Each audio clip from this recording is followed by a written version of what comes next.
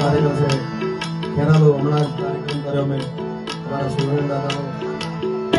અદ્ભુત બારોટ સમાજે કાર્યક્રમ કર્યો આજે હાર્દિકભાઈ બધા અહીંયા બેઠા રહીને ખાસ દાદાને મને યાદ કરીએ એ મેં તો